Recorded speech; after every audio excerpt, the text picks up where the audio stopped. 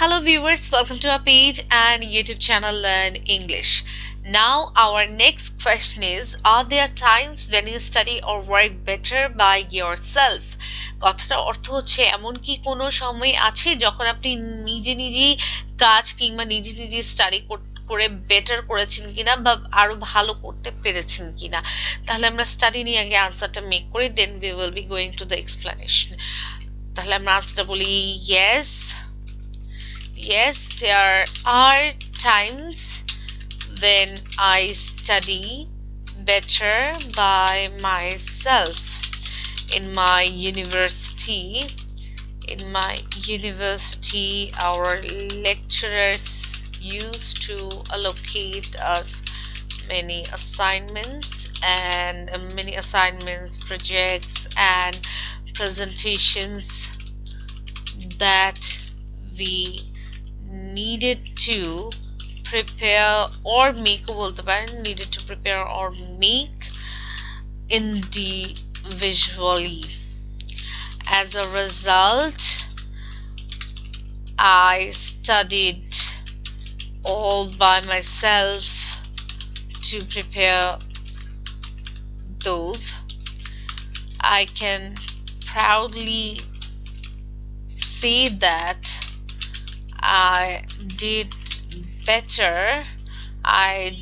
better than any other group projects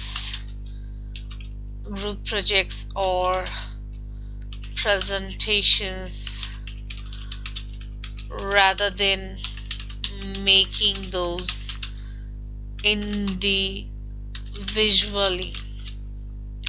individually, as I was able to apply my creativity to make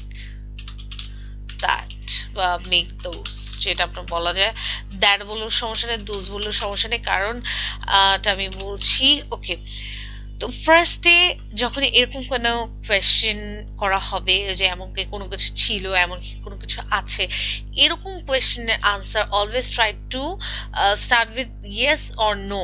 diplomatic answer দেওয়ার দরকার নাই, কারণ diplomatic answer করলে কি আপনার ফার্স্ট অফ অল আনসারটা খুব লেন্দি হয়ে যাবে, সেকেন্ডলি হচ্ছে টিচার বুঝবে যে আপনি দুইটাই ঠিক রাখতে যাচ্ছেন। বাট না, এখানে আপনি IELTS স্পিকিং টেস্ট আপনার কোনো রাইট রং নাই, কিন্তু হ্যাঁ আপনার আনসার যত প্রিসাইজ হবে, যত সিম্পল হবে, যত ক্লিয়ার কাট হবে, তত আপনার জন্য ভালো। যে আপনি আপনার মতের ভিত্তিতে আপনি একটা আনসার মেক করছেন, এটা কিন্তু খুব ভালো একটা ইমপ্রেশন ক্রিয়েট করে। এটা ইয়েস হোক আর এটা নো হোক, আপনার যদি নো হয় অন দ্যাট কেস যদি আপনি আপনার আনসারটা ওইভাবে কাট টু কাট বলতে পারেন, রিজনটা যদি দেখাতে পারেন আপনার আনসারে, দেন ওটাই কিন্তু আপনার জন্য কি প্লাস পয়েন্ট, কারণ আপনি আপনার আনসার কিভাবে তুলে ধরতে হয়, এটা ইয়েস হোক নো হোক সেটা আপনি জানেন, এবং এটা ইংলিশে বলা সুন্দরভাবে, এটাই হচ্ছে সবচেয়ে বড় চ্যালেঞ্জিং জিনিস।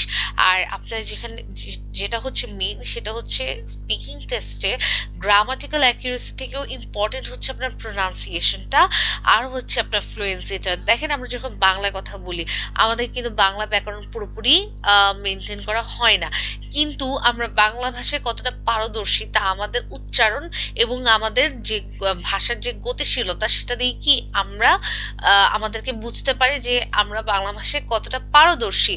তেমনই ইংলিশ একটা ল্যাঙ্গুয়েজ, আপনি ইংলিশে পারদর্শী কিনা আপনার এক্সামিনার কেমনে বুঝবে? রাইটিং এ গ্রামাটিক্যাল অ্যাকিউরেসি ধরা যায়, কিন্তু স্পিকিং এ এত টিচাররা বা এক্সামিনাররা এত ফোকাস করেও না, এবং তারাও জানে যারা খুব ভালো ইংলিশ বলতে পারে বা ওনাদের দেশের যারা নেটিভ ইংলিশ স্পিকার্স, তারা গ্রামার ফলো করে না, জাস্ট প্রোনাউন্সিয়েশনটা প্রোনাউন্সিয়েশন হচ্ছে উচ্চারণটা, এক একটা ওয়ার্ডে উচ্চারণ ঠিক মতো হচ্ছে কিনা সেটা দেখবে, এবং আপনার গতিশীলতাটা কতটুকু, কত দ্রুত বা কত স্মুথলি আপনি ওটা উচ্চারণ করে বলতে পারছেন, সেটাই হচ্ছে কি ফ্লুয়েন্সি, সেটাই হচ্ছে আপনার মেইন, এবং এই জিনিসগুলোর উপর আপনার মার্কসটা খুব ভালো আসে। এবং আপনি যখন আপনার আনসার দিচ্ছেন, আপনি কতটা আপনার আনসারের ক্ষেত্রে কিভাবে এভিডেন্সগুলো দিচ্ছেন বা কিভাবে সেটা প্রকাশ করছেন, এগুলোই হচ্ছে কি আপনার স্মার্টনেসকে রিপ্রেজেন্ট করে। ওকে, তো এখানে yes, there are times when I study better by myself. এখন এখানে অনেকের প্রশ্ন থাকতে পারে যে এখানে তো সময়ের কথা জিজ্ঞাসা করেছে, যে তো সময়ের কথা যদি আমি বলতে চাই আমাকে কোনো পাস্ট ইভেন্ট, অতীতের কোনো ঘটনার সম্বন্ধেই তো বলতে হবে, তাহলে কি আমি এখানে কি বলবো, there were times when I study better by myself. তাহলে আমি বলবো যে কোয়েশ্চেনে যেটা দেওয়া থাকবে, যে টেন্সে দেওয়া থাকবে ওই টেন্সে স্টার্ট করলেই বেটার। কোয়েশ্চেনে মানে ওই যে বলে না first impression is the last impression, ঠিক এখানেও তেমন। আপনার কোয়েশ্চেনে যদি প্রেজেন্ট টেন্স টাইপের সেন্টেন্স মানে কোয়েশ্চেন করা হয়ে থাকে, তাহলে আপনি আনসার যে আপনার যে ফার্স্ট লাইনটা ওটা প্রেজেন্ট টেন্সে দেন, তাহলে এতে আপনার একটা ভালো একটা ইমপ্রেশন ক্রিয়েট করেন। দেন আপনি পাস্টে আপনার যে পাস্ট টেন্স ইউজ করে আপনার অতীতের ঘটনাকে বোঝান, ডাজন্ট ম্যাটার। বাট এখানে আমি যেহেতু আমার কোয়েশ্চেনটা ওয়্যার দেয়ার টাইমস বলেনি, বলেছে কি আর দেয়ার টাইমস, তো আমি আমার ফার্স্ট যে লাইনটা ওইটাও স্টার্ট করেছি কি yes there are times when I study better by myself। এখানে অনেকে আরেকটা জিনিস ভুল করে, সেটা হচ্ছে ইয়োর সেলফই বলে দেয়। কেন? আপনাকে তো এক্সামিনার ইয়োর সেলফ দিয়ে আপনার সম্বন্ধে জানতে চেয়েছে, আর আপনি যদি আপনার সম্বন্ধে বলেন তাহলে আপনি ব্যবহার করবেন হচ্ছে মাই সেলফ। হ্যাঁ, এটা গেল একটা। দেন আমি কি লিখলাম, in my university our lecturers use to allocate us. আচ্ছা, এখানে আমি টিচার কেন না বলে লেকচারার কেন বলেছি, কারণ ইউনিভার্সিটি, হ্যাঁ ইউনিভার্সিটি মানেই হচ্ছে আপনার লেকচারারের কাজ, নট টিচার। এটা যদি আপনি স্কুল কলেজ নিয়ে বলেন দেন দ্যাটস ফাইন, আপনি টিচার বলেন, not a big deal. But যেহেতু আপনি একটা ভার্সিটি স্টুডেন্ট, অলওয়েজ ভার্সিটি টিচারদেরকে লেকচারার বলবেন in front of everyone. In my university our lecturers use to allocate. এখন এখানে অনেকের একটা প্রশ্ন থাকতে পারে, আমি কেন গিভ বললাম না বা প্রোভাইড বললাম না। দেখেন, give, provide, allocate kind of same. Allocate মানে যদিও বন্টন করা, গিভ মানে দেওয়া, প্রোভাইড মানেও বন্টনও বোঝায়, দেওয়াও বোঝায়। কিন্তু অ্যালোকেট কথাটার মাধ্যমে একটা দায়িত্বশীলতার মনোভাব আসে, কারণ যেহেতু এটা হচ্ছে আমার অ্যাসাইনমেন্ট আর প্রজেক্ট বা প্রেজেন্টেশন, তো এটা হচ্ছে আমার একটা দায়িত্বশীলতার জায়গা, যেটা বোঝাতে আমি অ্যালোকেট কথাটা ব্যবহার করেছি। Allocate us many assignments, projects and presentations that we needed to prepare or make individually. দেখেন, বাই মাই সেলফ আমি এখানে বলিনি, কারণ আমি আমি দেখেন ইন্ডিভিজুয়াল একটা নর্মাল একটা ওয়ার্ড, এটা কিন্তু অ্যাডভান্স ইংলিশে কিন্তু কাউন্ট হয় না। বাট জাস্ট আপনি এটাকে ডিফার করে কথাটা নিজের থেকে বলতে পারেন ন্যাচারালি, এই অর্থে আমি এই ইন্ডিভিজুয়ালি কথাটা এনেছি, বাই মাই সেলফ না বলে। হ্যাঁ, তো তারপর কি বললাম, অ্যাজ আ রেজাল্ট, এখানে এটা খুব ইম্পর্টেন্ট, আপনাকে প্যারাফ্রেজিংটা শিখতে হবে। স্পিকিং পার্ট, রাইটিং পার্টে খুবই ইম্পর্টেন্ট যে একটা মানে প্রিভিয়াস যে সেন্টেন্সটা মানে আগের যে সেন্টেন্সটা আছে সেটার সাথে পরের সেন্টেন্সের কানেকশন টানার জন্য যে ওয়ার্ড বা যে টেকনিক ব্যবহার করা হয়ে থাকে, এটা কি বলা হয় হচ্ছে প্যারাফ্রেজ। তো আমি এই যে যেমন অ্যাজ আ রেজাল্ট, এটা হচ্ছে কি প্যারাফ্রেজ, যে এটার সাথে মানে এই সেন্টেন্সের সাথে রিলেট করে বলার জন্য কি আমি অ্যাজ আ রেজাল্ট, যে তার ফলে I studied all by myself to prepare those.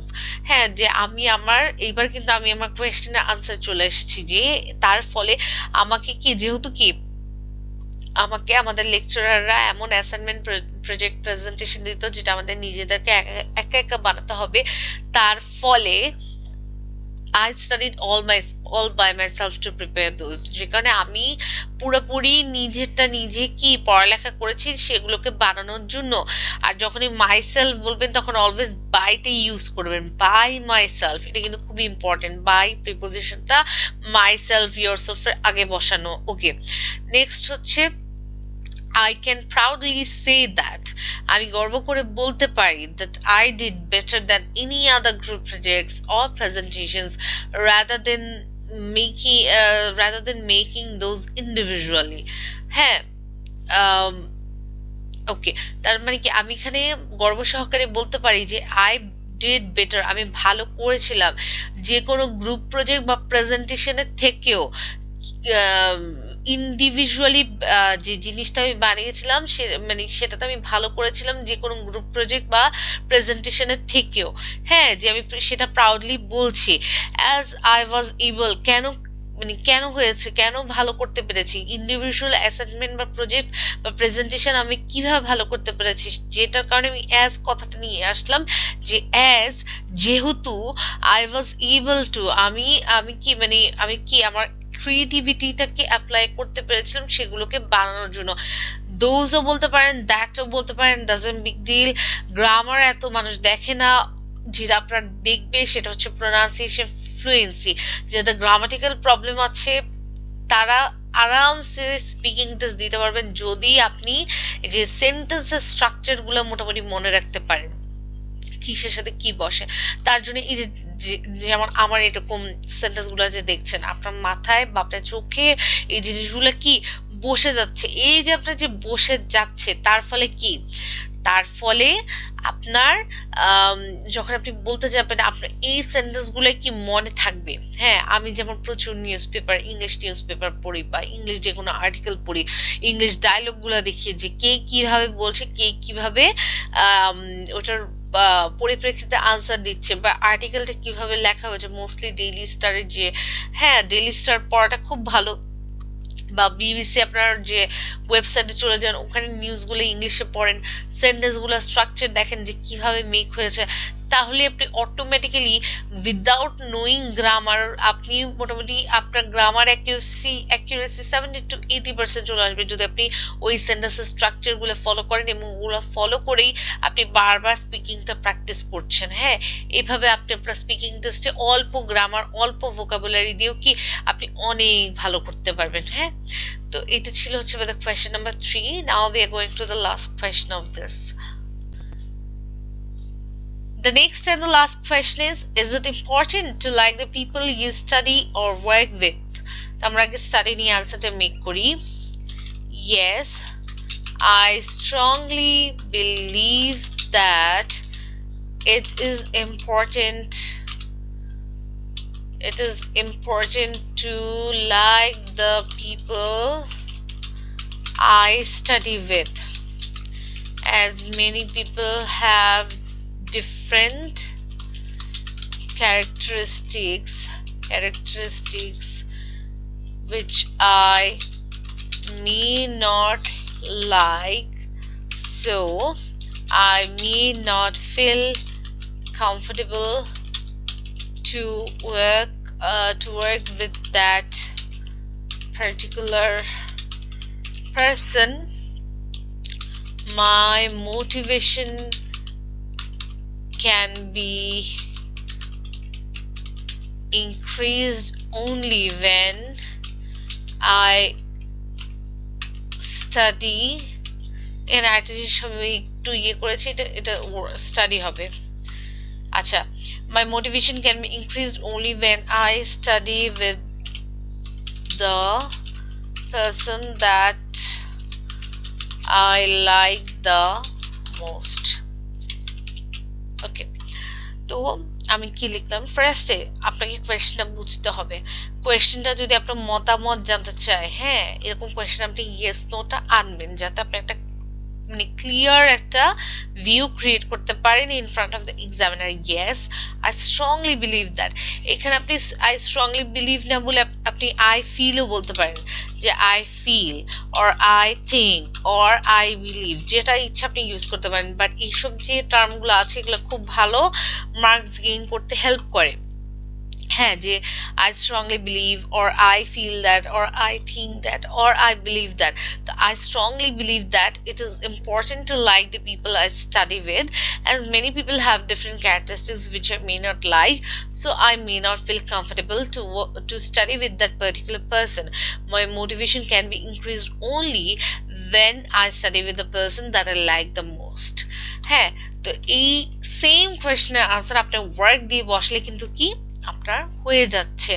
তো এটা ছিল হচ্ছে আমাদের পার্ট 1 রিলেটেড ডিসকাশন। যদি আমার ভিডিওটা ভালো লেগে থাকে লাইক, কমেন্ট, শেয়ার দিয়ে ফিডব্যাক জানাতে প্লিজ ভুলবেন না। Thank you so much for watching my videos.